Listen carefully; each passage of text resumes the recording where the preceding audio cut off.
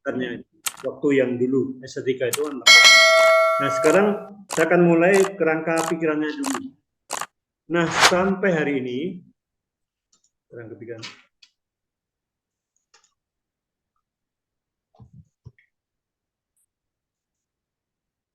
Nah, ini kerangka pikiran saya yang paling pokok.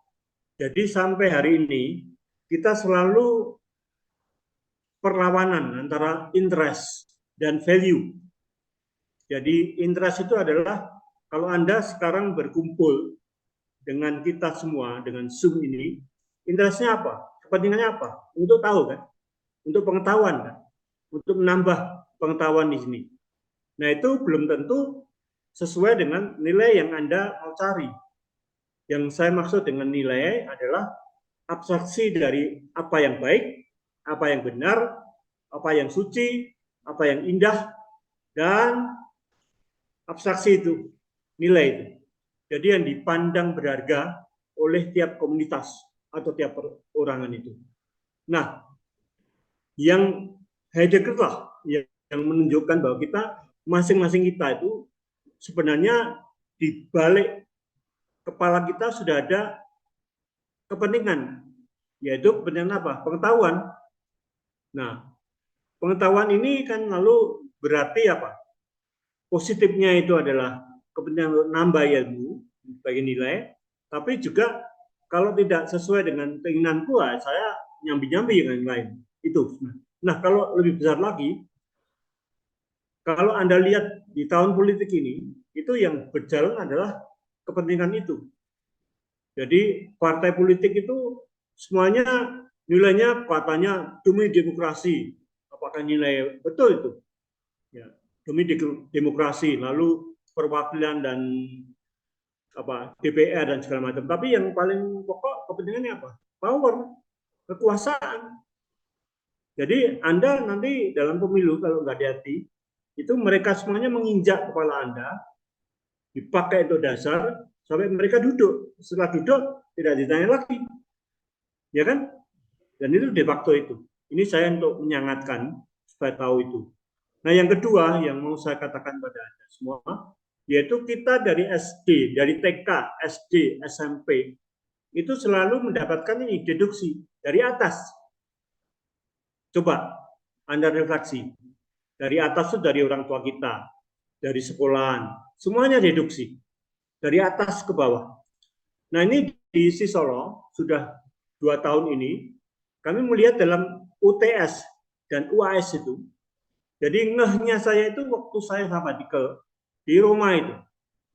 Di Roma itu sebenarnya saya mikir-mikir sebenarnya Nusantara itu induksi dari bawah ke atas.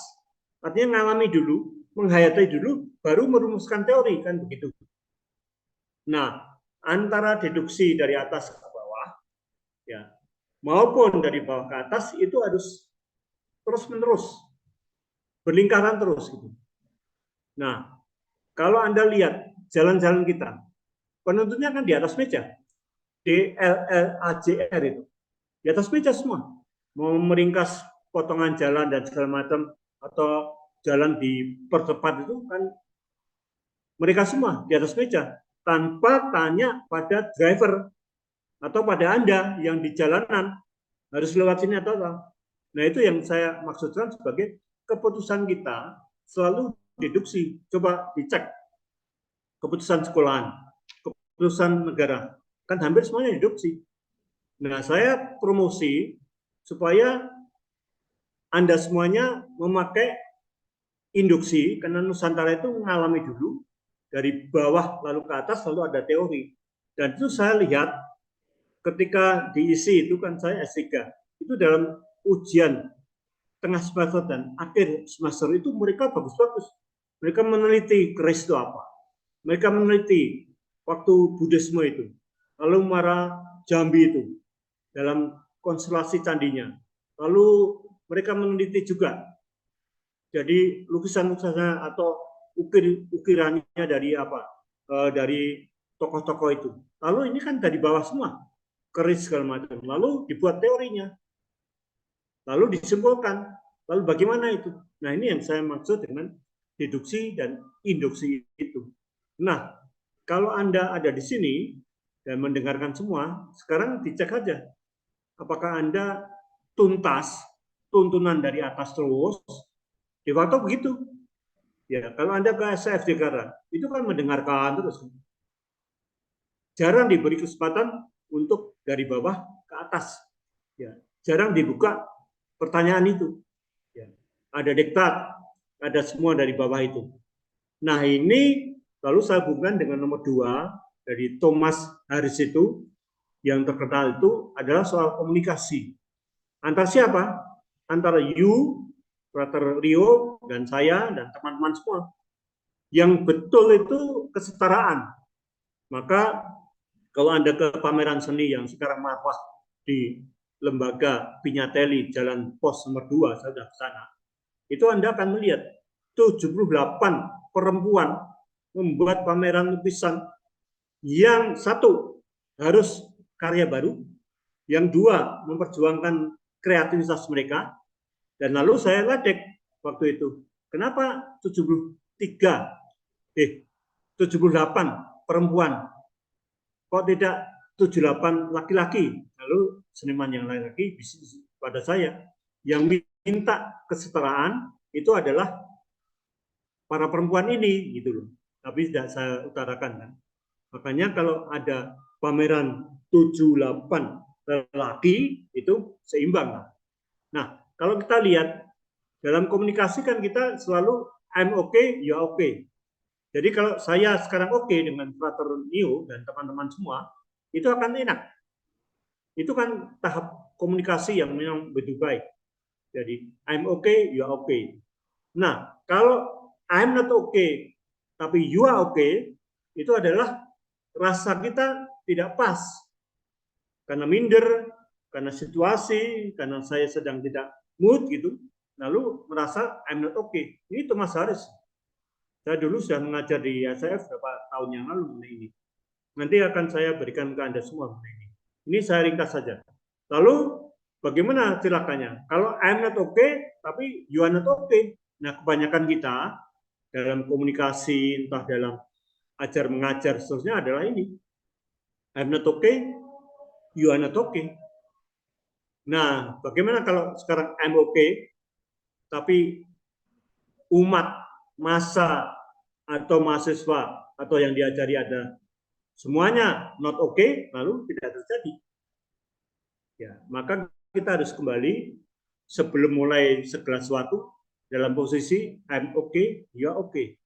Jadi itulah yang inti dari kesetaraan, inti dari kita merasa oke, ya dengan apa yang saja yang masuk, lalu kita akan mencerna dalam bentuk pertanyaan.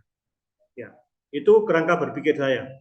Nah, yang ketiga itu ini dikotomi semua ya. Jadi saya memperlawankan antara posisi proses dan hasil instan. Ya. Proses ini adalah Anda semua, kita semua. Kita lahir dalam kandungan itu 9 bulan. Nah, kalau lebih cepat itu, lalu namanya adalah prematur gitu. Kita kan proses semua.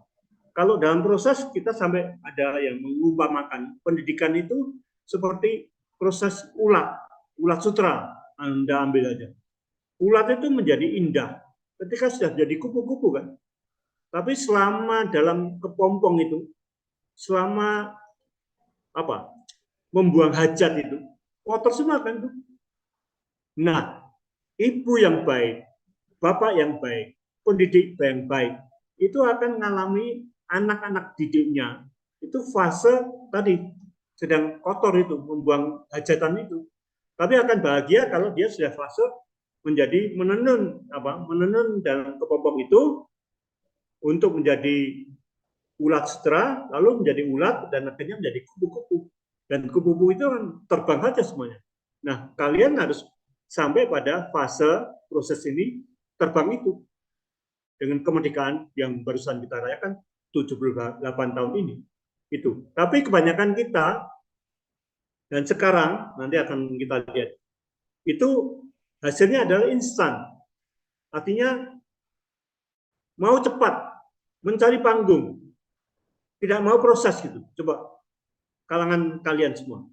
Ya, saya kemarin baru diundang untuk seminar kaum muda itu, mereka mengalami bahwa panggung itu number one, tampil itu number one, lalu instan semua. Lalu kalau ditanya lebih mendalam lagi, tidak siap. Atau dikatakan bahwa generasi muda ini adalah pendek pikir gitu. Ya, setelah ini mau apa? Itu bisa dites kalau sedang ada kesulitan, entah di jalan, entah ada kecelakaan atau apa, itu selalu ada. Jadi dengan kata lain, ini antara generasi proses dan generasi instan itu sedang terjadi di Indonesia ini. Dan kenapa itu? Karena saya mikirkannya pada 3 budaya ini. Anda masih ingat kan, dulu yang kita kenang itu, yaitu sebelum tidur itu saya masih ngalami. Orang tua kita dongeng dulu, mendongeng dulu. Lalu bicara kita lisan, itu budaya tutur, lisan itu. Ya. Kemudian karena studi dan segala macam, berbangsa satu, bangsa Indonesia. Tanah air satu, tanah air Indonesia. Nah ini, berbahasa satu, bahasa Indonesia, saya masih tahu itu karena saya ikut anggota tim untuk pahlawan itu, jadi tahu siapa yang berjasa itu, yaitu namanya Muhammad Tabrani. Dia itu pada Kongres 1926 itu tidak dipaparkan keluar karena Muhammad Yamin waktu mencatatnya itu masih bertanah air satu Indonesia, berbangsa satu bangsa Indonesia, berbahasa tahun 1926 itu kan masih belum ada bahasa Indonesia. Nah ini Tabrani mengatakan harus pakai bahasa Indonesia karena konflik itu lalu tidak dikeluarkan hasilnya catatannya. Tapi tahun Sumpah Pemuda tahun 1928 itu dikeluarkan dan setelah Muhammad Yamin minta maaf. Memang karena secara logika kan tidak lucu itu. Bertanah air satu, berbangsa satu, lalu berbahasa Melayu. Ada yang lain mengusulkan itu Belanda, malah dengan ejaan Van Ophuijsen itu. Lalu akhirnya kita diberi sekarang ini tiga-tiganya yang kelihatannya taken for granted, tapi itu dahsyat sekali karena persatuan itu. Nah kalau kita tetap pakai bahasa Melayu tidak bisa merekatkan sampai sekarang. Kita akan bersaing terus dengan Malaysia dan segala macam. Ini untuk 3 budaya ini. Anda bisa tahu nilai budaya tutur adalah tadi mengorangkan. Ya, waktu kita kecil kita ngomong, kita kan banyak ngomong bicara ngobrol itu budaya tutur. Lalu nilai dari budaya tulis adalah apa yang kita alami, kita hayati, itu kita tuliskan. Lalu menjadi buku, dan buku itu untuk dibaca. Ya. Generasi Anda lebih meloncat lagi, yaitu budaya digital. Semua digitalisasi. Problemnya adalah AI itu, artificial intelligence. Ya. Lalu dalam diskusi dijawab dengan enak sekali, AI itu tidak punya perasaan dan tidak bisa membuat puisi. Anda setuju? Kita debatkan itu. Tapi menarik sekali bahwa AI ini seperti dulu waktu komputer itu mulai. Saya dulu waktu komputer mulai, itu saya selalu curiga. Kalau komputer itu bagus, dipakai untuk alat tulis, dipakai untuk skripsi, saya harus mencurigai.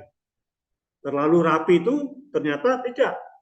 Tapi kalau agak sana-sini dan itu, saya baca betul tuh. Akhirnya saya tahu bahwa kerapian itu dari luarnya aja. Superficial, permukaannya aja. Tapi core-nya itu jelek itu.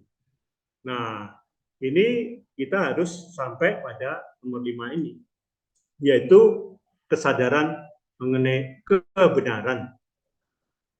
Nah, dalam peradaban berburu, ini Anda kenal semua mengenai neuroscience, ya. Kalau kita melihat dengan cepat aja,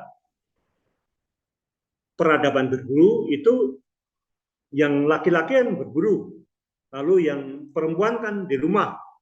Jadi setelah mendapatkan di situ. Nah, kebenaran dalam peradaban menetap setelah ada rumah, ada tinggal, semuanya itu sedentar itu lalu mulai dirumuskan. Karena kalau bujuku atau suamiku atau istriku dalam kebudayaan atau peradaban yang sudah menetap, kan lalu jadi soal. ya, dalam rangka sosialitas itu. Tapi kalau berburu tinggal aja tinggal. Nah, disinilah sebenarnya mulainya moralitas atau etika. Ya, jadi yang diajarkan Romanis segala macam itu, kalau kita telusuri itu mulainya di sini. Moralitas itu intinya kan apa?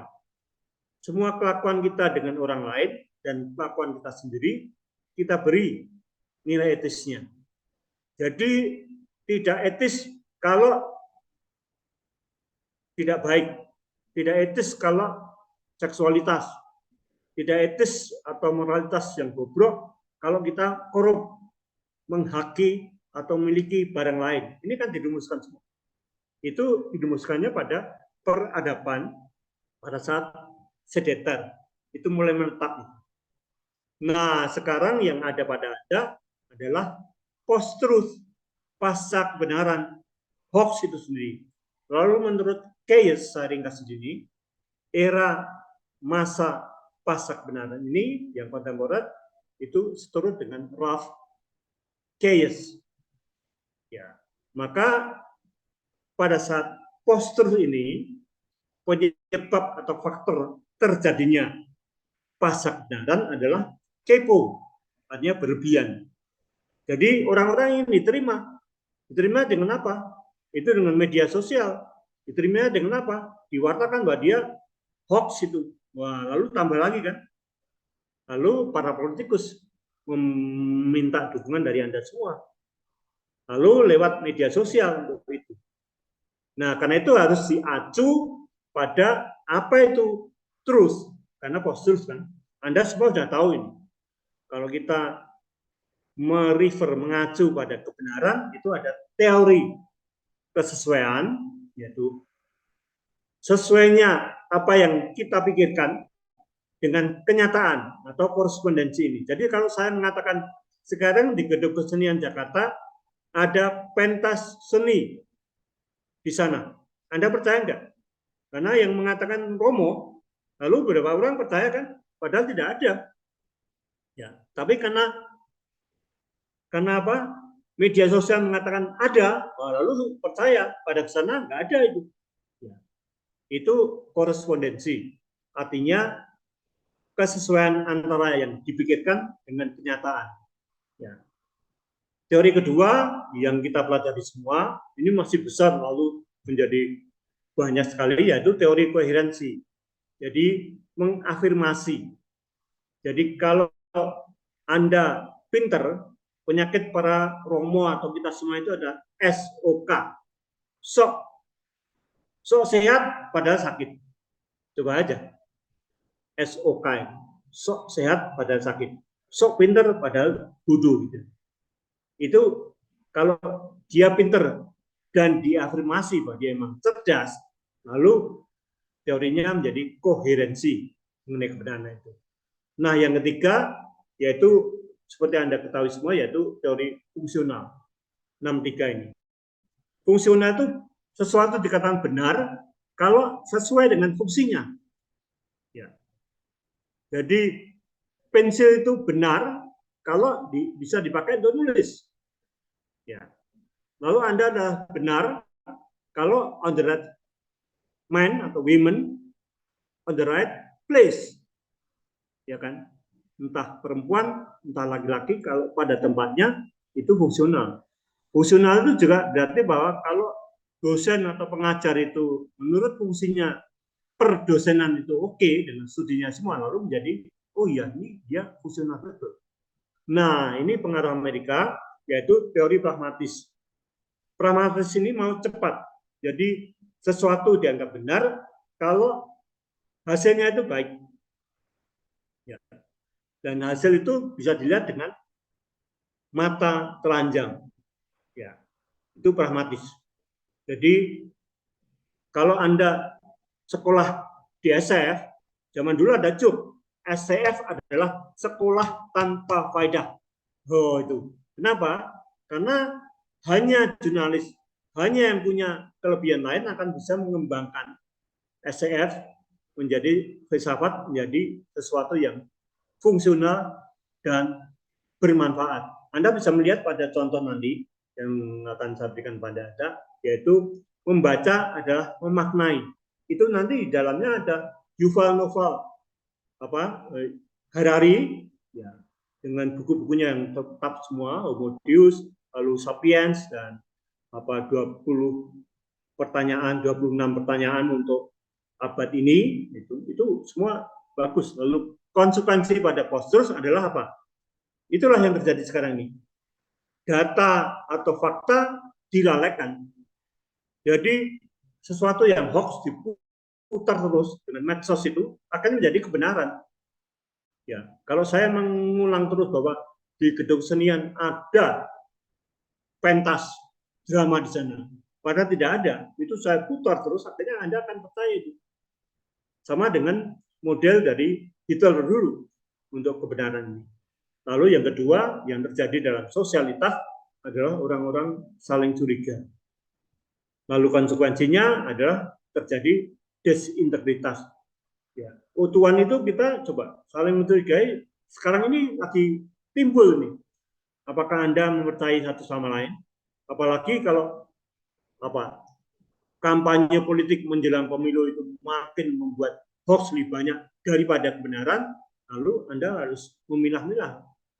Dan orang dengan kapasitas intelektual lebih rendah akan mudah dimanipulasi. Lalu ketulusan sebagai pengikat kita adalah Pancasila. Ya. Jadi kemerdekaan sila 1 sampai 5 itu kalau Anda lihat itu dasar kita itu bukan main. Kalau Anda melihat sejarah historisnya, itu saya sedang baca buku proklamasi, ya.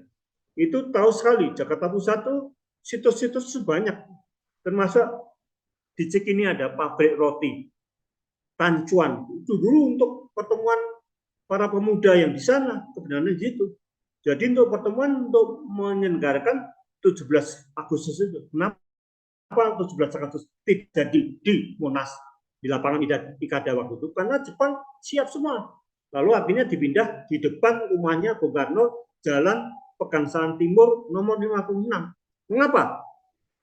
Ya karena itu. Karena mereka mau dengan aman di situ, dan tentara Indonesia yang peta dilatih itu ada di situ.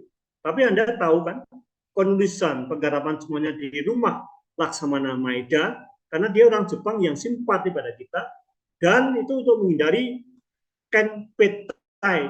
Kalau di rumah seorang Jepang dan pangkat tinggi, itu kan tidak dicurigai. Anda silakan ke sana, lalu akan tahu bahwa di sana itu dirumuskan proklamasi Kami bangsa Indonesia.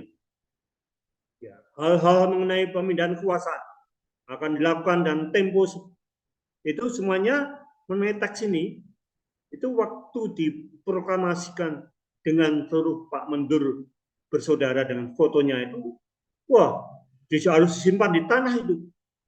Lalu kalau Anda ke Manado di sana itu ada monumen untuk Mendur bersaudara ini karena dia berjasa sekali untuk mengabadikan hitam putih foto-fotonya itu. Dan itu di bawah intaian Jepang semua. Bayangkan. Jadi kalau saya membaca buku itu, lalu tahu Menteng Raya 31 yang kemarin dipakai untuk, tidak boleh itu sebenarnya, untuk proklamasi untuk promosi itu, kelompok tertentu itu, untuk partai politik, sebenarnya tidak boleh. Lalu kalau Anda lihat situs-situs di sana, wah bukan main itu. Saya baru tahu, kalau Anda ke tengah, itu orang mengatakan ini halilintar. Ya, di Taman Proklamasi itu, padahal itu Pegangsaan Timur, Jalan Pegangsaan Timur 66 yang sudah dirobohkan. Tapi Bung Karno hanya mau mengatakan, disinilah saya mewartakan proklamasi. Itu tanda kilat menyambar itu. Kenapa itu? Ada 3 asumsi. 1, dari orang-orang yang tidak andil dalam kemerdekaan, itu merubuhkan semua. Rumahnya Bung Karno itu, Pegangsaan Timur 56. Yang kedua, asumsinya, karena rumah Jalan Pegangsaan Timur 56 itu bagus, sampai ulang tahun pertama proklamasi itu masih di jalan, masih ada tugu untuk meninggalkan. Tapi itu diminta oleh Bung Karno sendiri untuk jebol dan bangun lagi. Itu isunya yang minta adalah Bung Karno. Kenapa? Karena setelah proklamasi tahun 45 sampai 49, banyak orang berkumpul di rumah Soekarno, gundel, mengeluh semua kayak kita sekarang ini. Kok merdeka kayak begini? Lalu akhirnya dengan Mas Gul dengan tidak suka itu, Bung Karno lalu jebol saja itu. Saya hanya minta untuk di tempatnya ada Halilintar. Itu asumsi kedua. Asumsi yang ketiga yaitu Bung Karno adalah seorang arsitektur dan rumah yang didiami dengan Fatma mewatakan proklamasi itu adalah rumah pemberian dari Jepang. Jadi secara arsitektur itu adalah kombinasi antara Jepang dan Belanda. Nah, dia sebagai arsitek kan tidak terlalu suka itu. Itu asumsi ketiga. Nah, karena Anda semua itu sama-sama cepat untuk lupa, dan itu harus ada program untuk jangan melupakan sejarah. Harus ada jas merah, jangan sekali-sekali melupakan sejarah. Itu kita harus mengingat dengan sejarah ini di hadapan lagi. Anda akan tahu, Hotel des Indes itu sekarang menjadi Duta Merlin yang diharmoni kota itu. Dan kondisinya bagaimana? Setelah dirubuhkan menjadi ruko, jadi hotel. Habis kan, padahal Hotel des Indes itu tempat menginapnya para anggota PPKI. Apa itu PPKI? Panitia Persiapan Kemerdekaan Indonesia. Sekarang nggak ada lagi. Jadi kita itu memang situs-situs bersejarah itu hilang banyak karena butuh perawatan, butuh coba aja lihat di kota dan segala macam itu.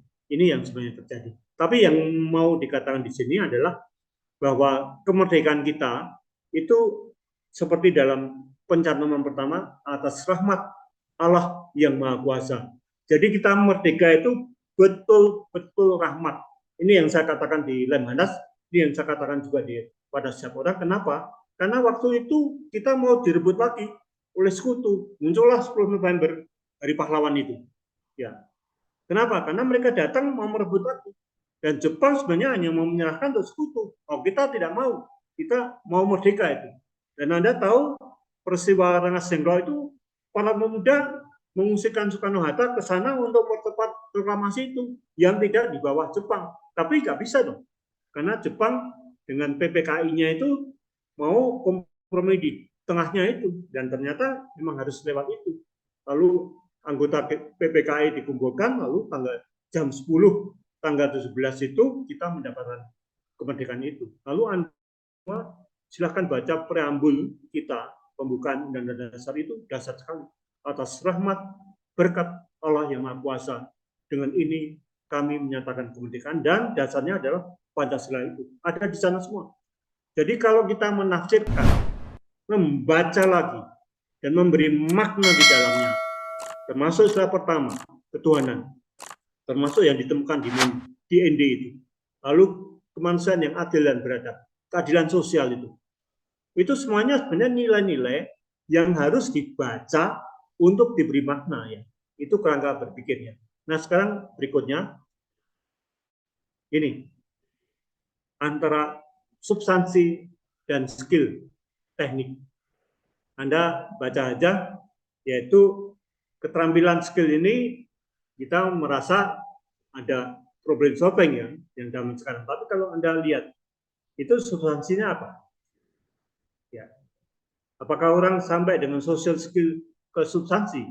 Anda yang belajar filsafat akan bertanya mendasar, dan pertanyaan filosofis adalah pertanyaan ke mendasar yang paling berakar dalam hidup ini. Tujuan hidupnya apa? Maknanya apa? Ini semuanya. Ya. Lalu yang nomor 8 ini bisa kita tinggalkan. Apakah ada pertanyaan dulu sebelum saya ke teks yang berikutnya? Tapi ini nomor 9 kita lewati.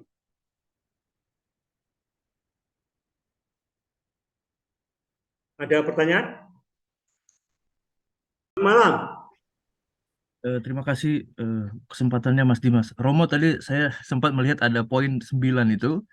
tentang Mokhtar Lubis. Memang Romo tidak bahas, tetapi Belum, ya, saya sehabisnya akan bahas itu.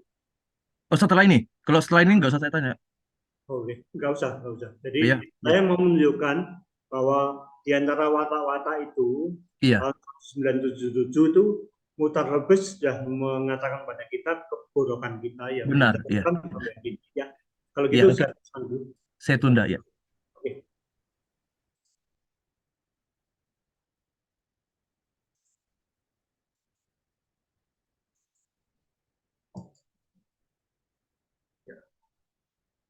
Oke, saya akan ini 3 halaman aja.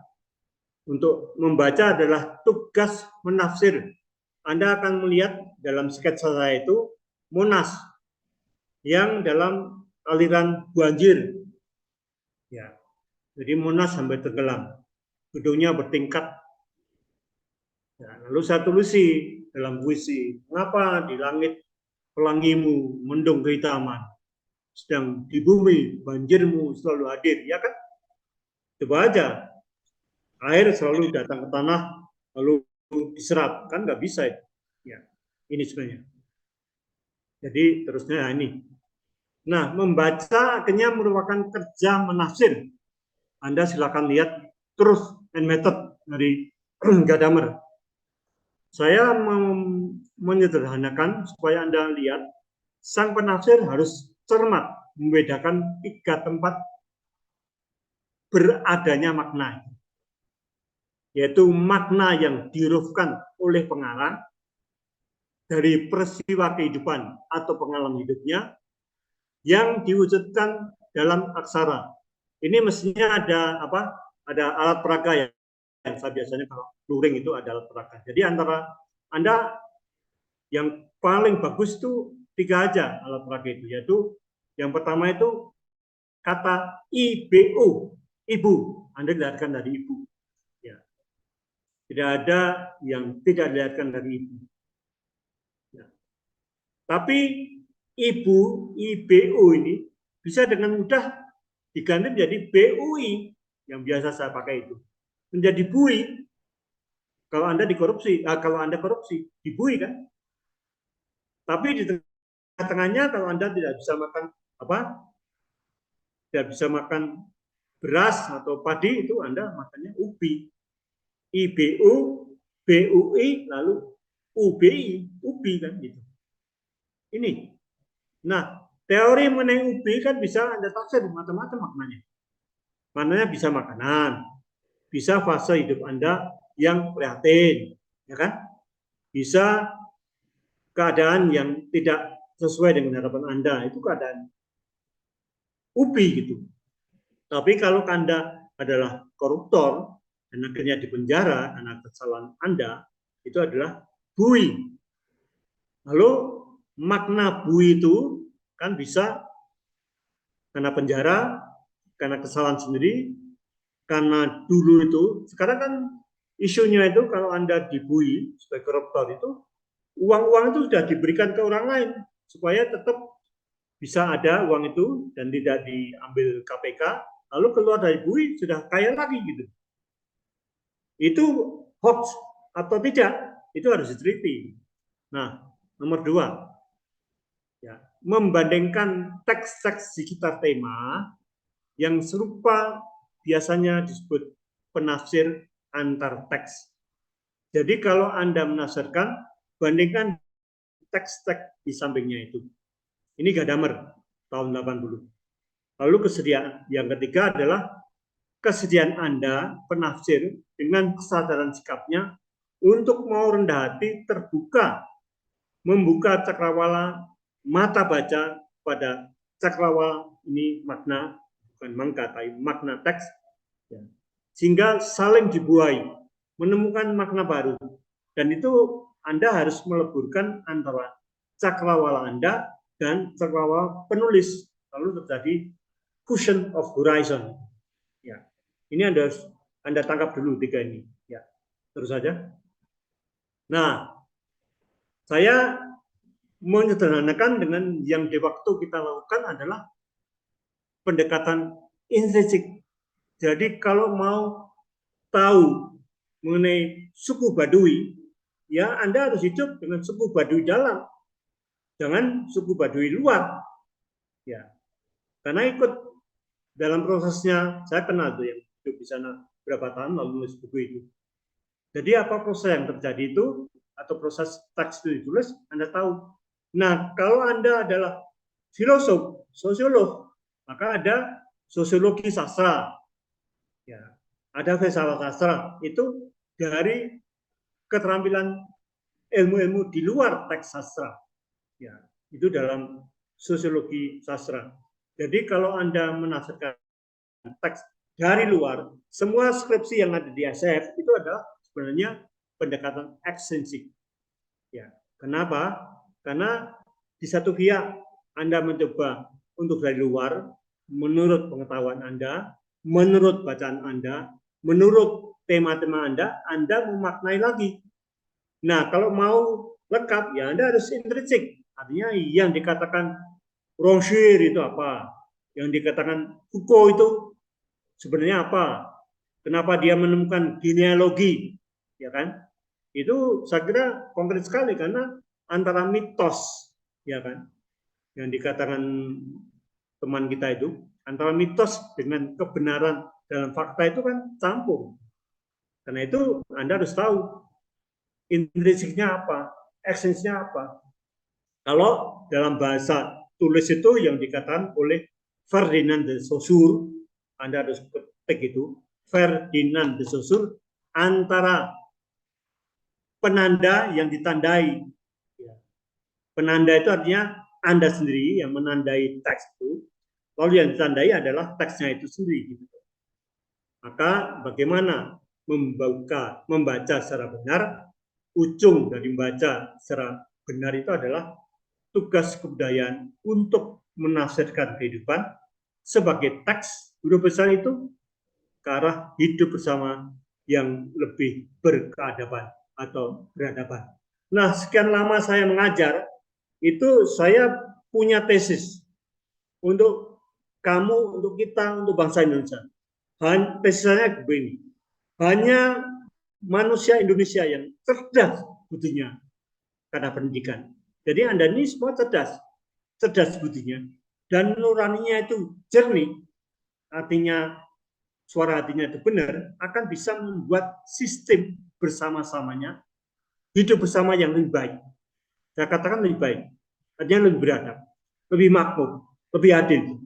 Hanya ketika manusia cerdas budinya, karena pendidikan semuanya, dan nuraninya itu tidak korup, honest itu, ya, jernih itu, akan bisa membuat sistem hidup bersama yang lebih baik. Why? Karena sistem hidup bersama adalah a rational ordering of something. Jadi kalau Anda mau rapat, ruangan kan Anda tata. Menurut apa? Menurut rasionalitas Anda. Saya mau mengajar ini, kan saya tata semuanya. Kerangka berpikirnya bagaimana? Bagaimana saya masukkan untuk apa? Dua macam membaca ini.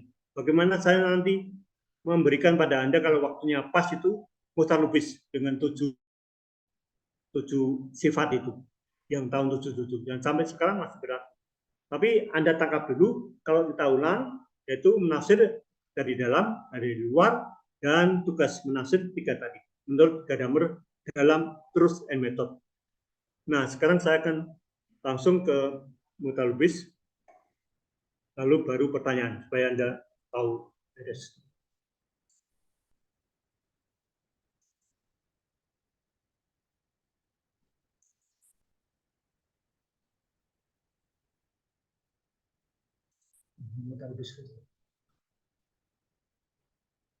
Nanti kita akan gong dengan membaca. Saya mau membaca adalah menafsir itu karena semua rangkuman itu bisa ditulis dalam sebuah artikel. Ya, 6 watak manusia Indonesia menurut Muhtar Lubis.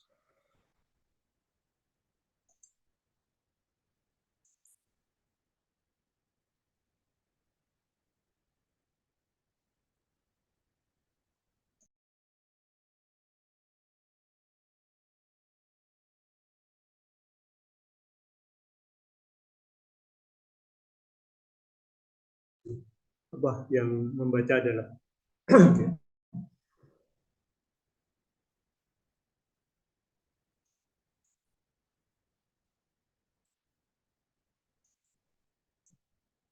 jadi ini akan saya berikan pada Anda, dibaca aja.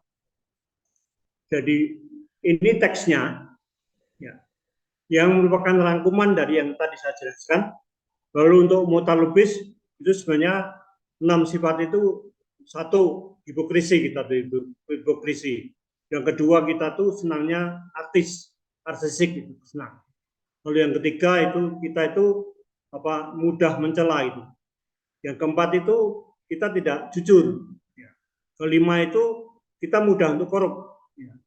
Yang keenam itu pokoknya yang positif banyak artistik itu. Yang keenam itu adalah kita dalam perjalanan, tapi akan saya berikan pada Anda setelah ini tadi.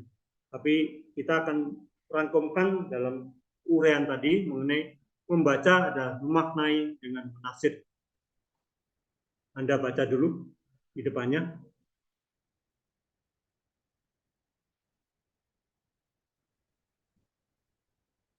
Mengapa? Karena manusia sebagai objek adalah a signifying actor, pemberi makna dari apa yang dilihatnya. Coba aja dijalankan kalau kita melihat suatu, entah dengan anak kita atau istri kita, apalagi naik kereta gitu kan, kita kan lalu komentar mengenai yang kita lihat. Tapi sekarang kebanyakan baca HP, ya itu kan. Nah ini homo significans. Ungkapan Latinnya lebih bernuansa karena manusia adalah homo significans, manusia yang memberi makna dan arti dalam hidupnya. Di mana tempat beradanya makna itu? Tempat pertama, makna tadi dihurufkan. Yang tadi Anda lihat pada PowerPoint tadi oleh pengarangnya. Dari peristiwa kehidupan. Maka dulu kita dilatih menulis itu untuk menulis diari, ya, buku harian, karena kita akan memaknai perjalanan hidup itu, lalu kita beri makna. Ya, jadi tempat makna yang pertama adalah dihurufkan. Yang kedua, makna berada pada perbandingan antar teks yang ditafsirkan. Ya. Lalu yang ketiga, apakah si penafsir atau pembaca dengan sadar sebagai sikap mau rendah hati membuka cakrawala yang tadi saya berikan pada PowerPoint sampai menjadi fusion of horizon, ya, pada truth and method. Jadi sebenarnya ini adalah satu lainnya mengkalimatkan apa yang kita lihat visual tadi. Nah, seterusnya dari sini dikenal dua cara membaca. Mengulang saja, Anda sudah tahu. Dari dalam intrinsik, mencari misalnya dari makna teks sastra itu didekati dan dihampiri dengan membaca melalui kode sastra, temanya misalnya. Yang kedua, membaca dari luar, sosiologi sastra, dari ilmu sosiologi itu. Menafsir sastra melalui ilmu dari luar itu. Ya. Misalnya, religiositas yang menyumbang toleransi dan berkat saling hormat menghormati itu, ya, itu dari luar. Maka konsekuensinya secara logis kerja membaca teks bisa menafsir menurut meaning penulisnya aslinya, value as quality of text meaning, atau kita membacanya untuk menemukan kepentingan. Maka tadi kan kerangka berpikirnya adalah kepentingan dan nilai kan. Kalau Anda mencari dalam membaca itu ada kepentingan Anda, tidak akan sampai. Ya. Karena apa yang menjadi makna dari pengarang itu selalu Anda belokkan pada kepentingan Anda itu.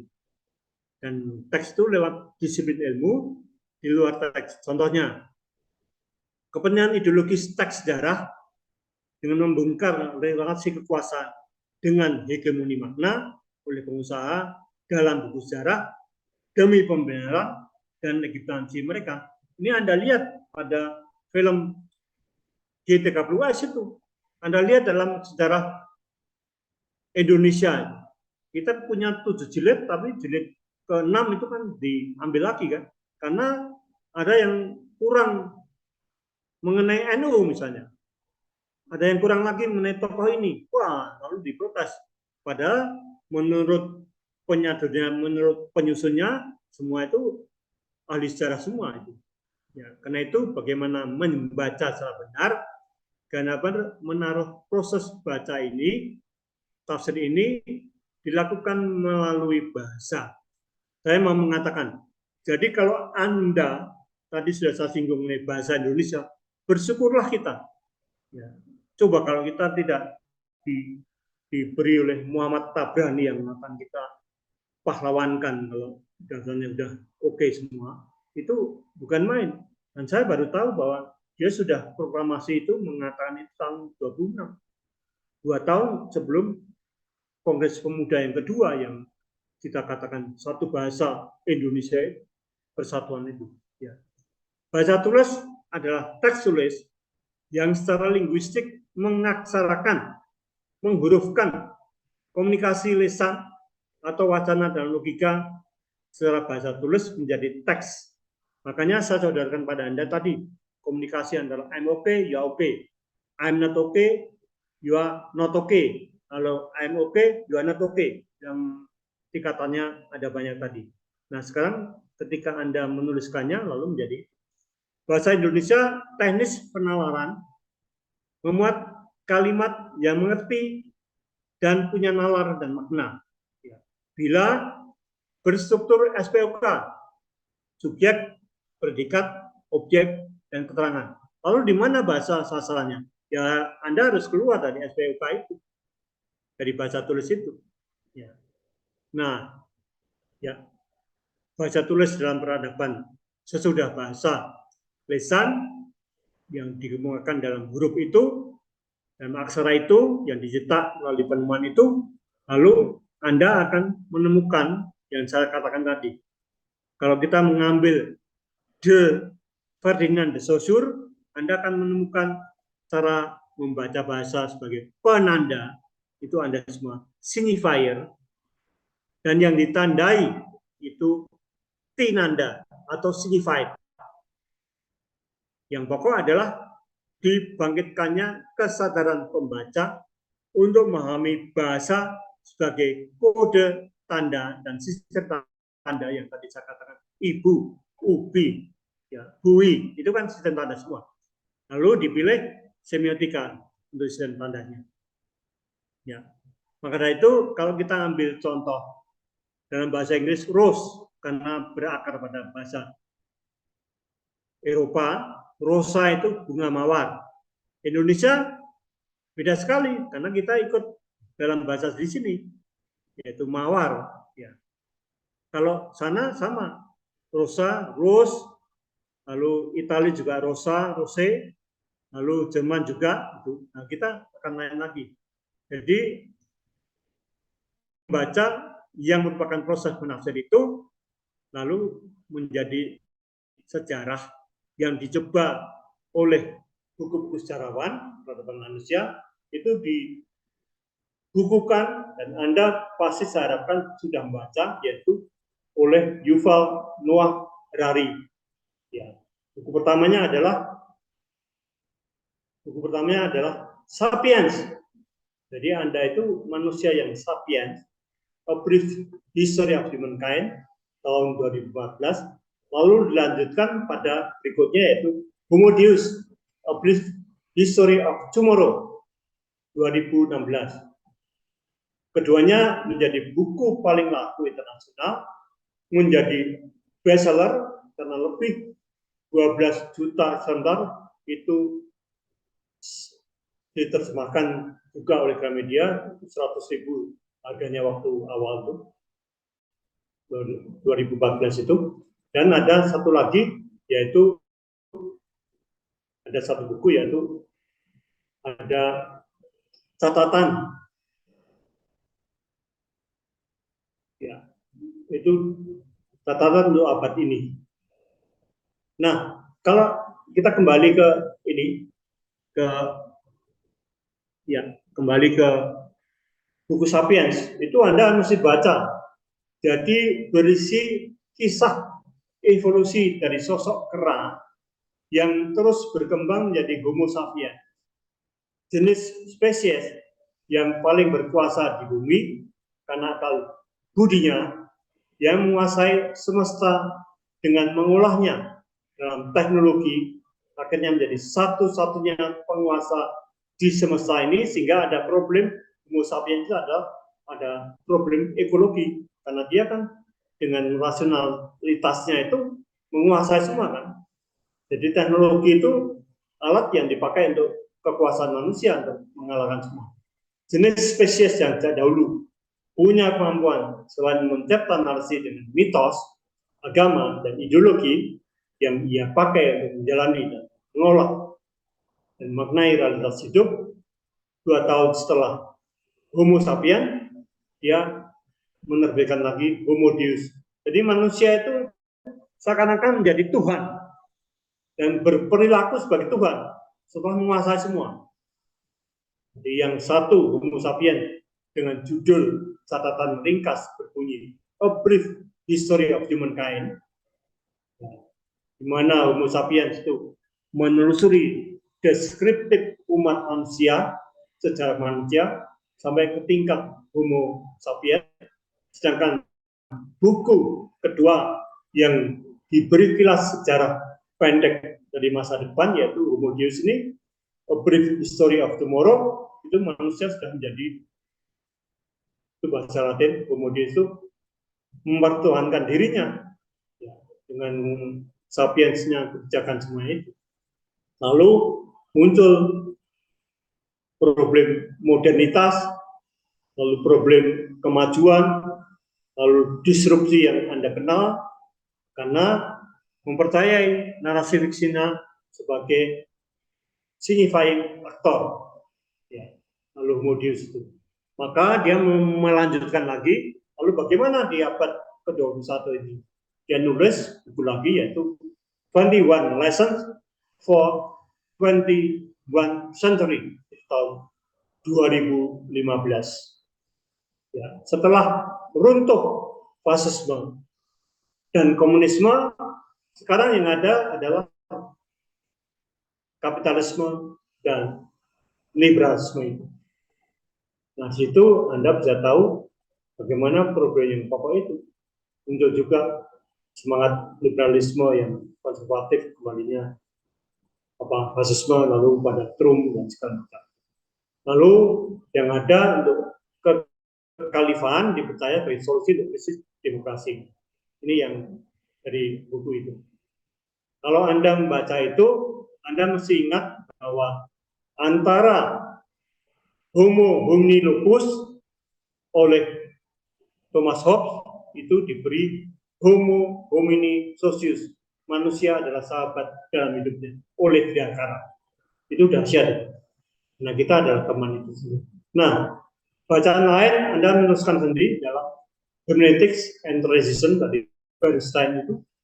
Jadi kecemasan. Jadi Anda bisa melihat antara ilmu alam dan ilmu manusia. Ya, yang satu menjelaskan ilmu alam kan begitu, bahwa air dimasak 100 derajat akan mendidih. Kalau di humaniora itu untuk pemahaman. Jadi kalau Anda meneliti suku Baduy, oh begini, suku Jawa, oh begini, itu Anda makin paham mengenai suku Jawa itu. Itu Anda bisa melihat pada buku ini. Oke, nah itu saya buka, dan untuk kebenaran ini saya buka pertanyaan lagi. Dr.